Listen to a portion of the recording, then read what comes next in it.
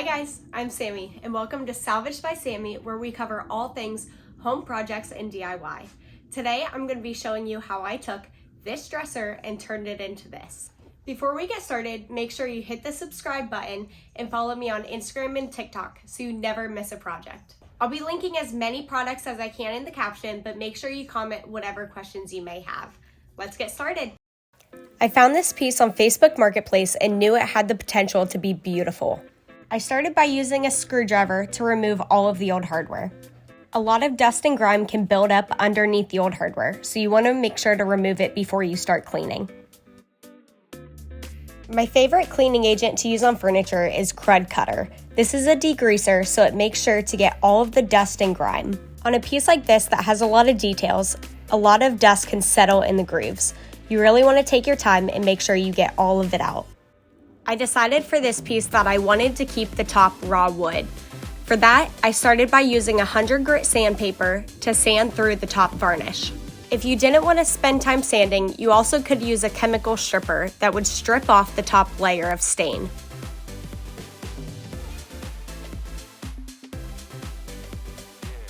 Once I got the majority of the top coat off, I bumped up in grits to 150 grit sandpaper. This allowed me to get the leftover stain off without worrying about accidentally sanding through the top layer of veneer.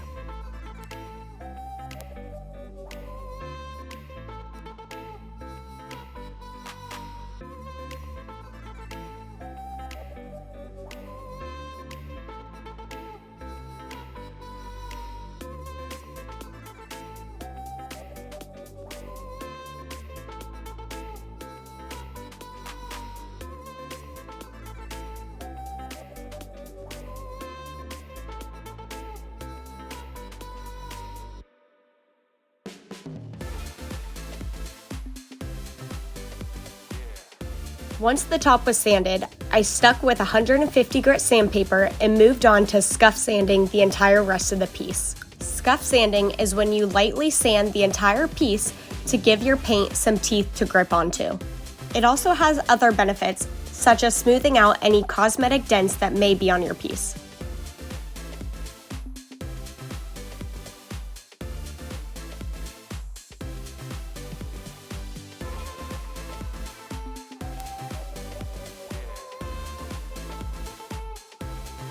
Because I got this piece from a thrift store, it had a lot of dents and gouges in it. To fix that, I took some plastic wood filler and a putty knife and added it to the piece wherever I needed to fill the dents.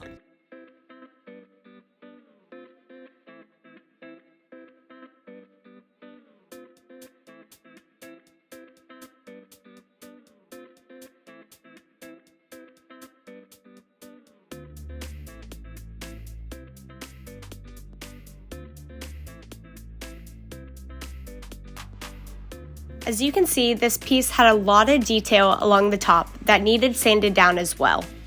My favorite way to hand sand edges like this is by taking a sheet of sandpaper and folding it in half. You also can use an old credit card or gift card in order to keep the sandpaper a little bit more stable.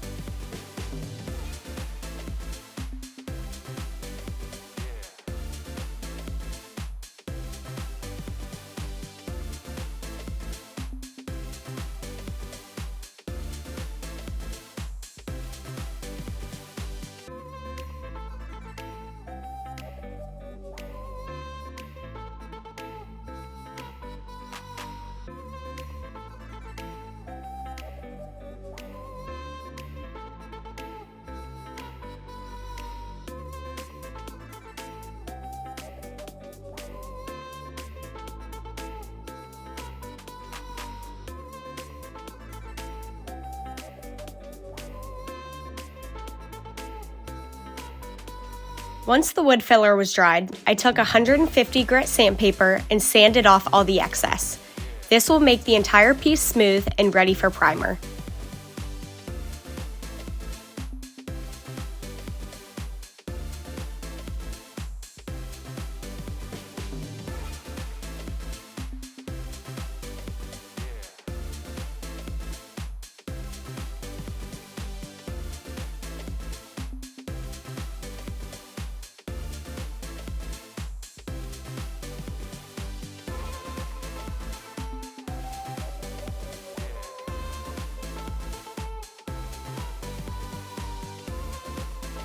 Because I'm using my paint sprayer, I decided to tape off the entire top of the piece.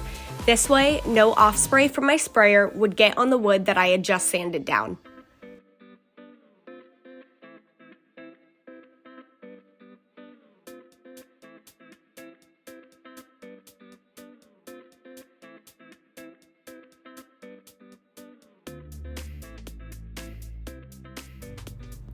For the primer, I'm using Lilly Moon Paint's Eclipse, which is a water-based stain blocking primer. Using my paint sprayer allows me to paint pieces very efficiently. Aside from that, I also love the smooth and even finishes that it gives to my pieces. A paint sprayer is never a necessity for refinishing a piece. A good paintbrush or a microfiber paint roller also does the trick just as well.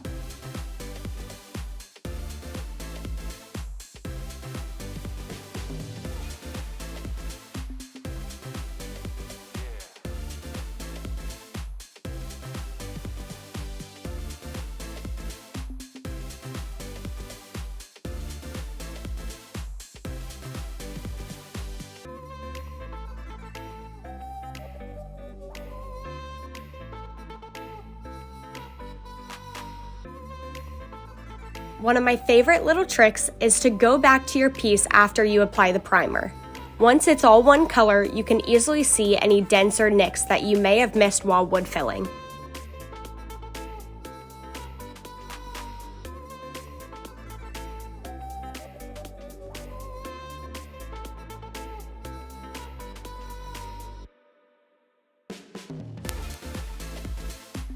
After I retouched up all the dents that I had missed, I waited for it to dry and then sanded down using 150 grit sandpaper again.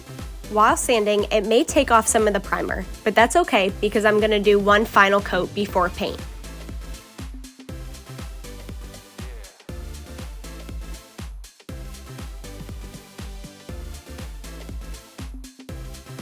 After sanding and before every coat of paint, I use a little tack cloth to get rid of any excess dust that may still be on your piece.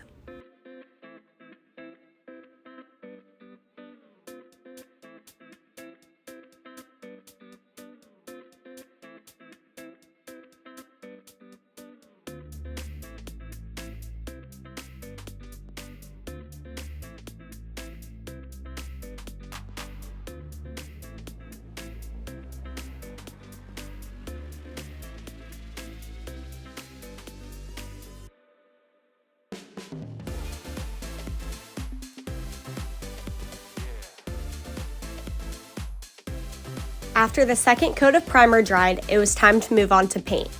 For this color, I'm using Fusion Mineral Paint's Midnight Blue.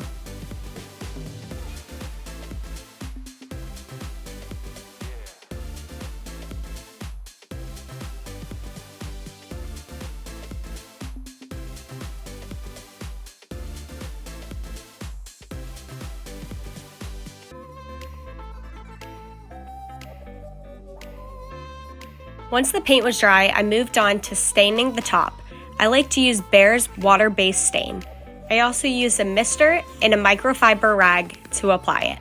Because water-based stains dry a lot quicker than oil-based, you can use a mister across the top to keep your stain from drying too quickly and getting streaky.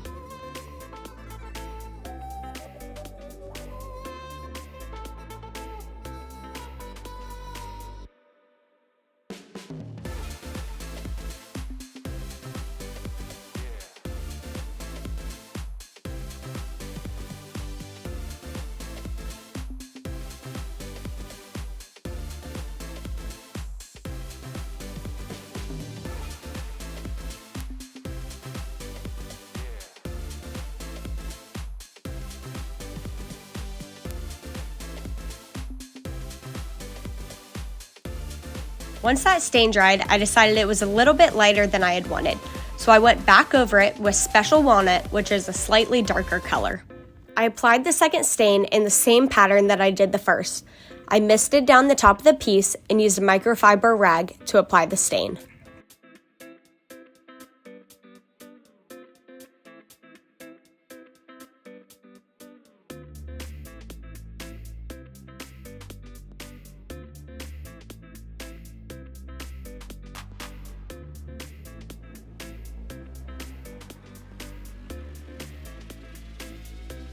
After the stain was dry, it was time to add a top coat. I like to use Varathane's water-based polyurethane in the finished satin.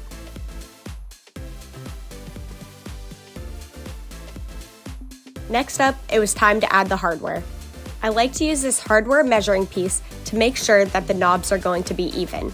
I then take a little nail to mark exactly where I want them and prep to drill.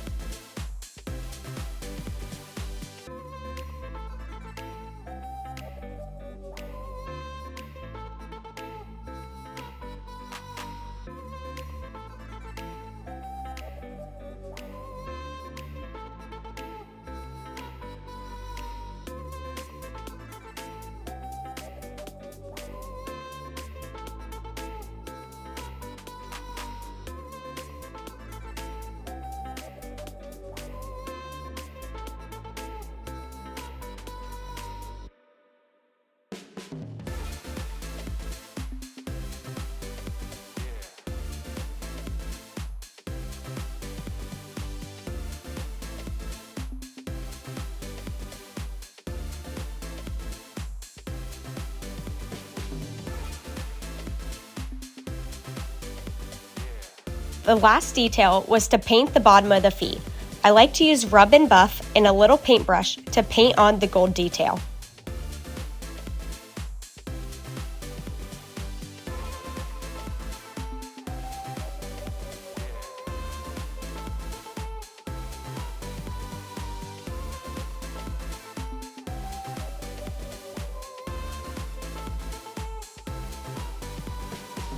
Well, that's it. What do you guys think? Make sure to tell me in the comments and subscribe so you don't miss the next furniture flip.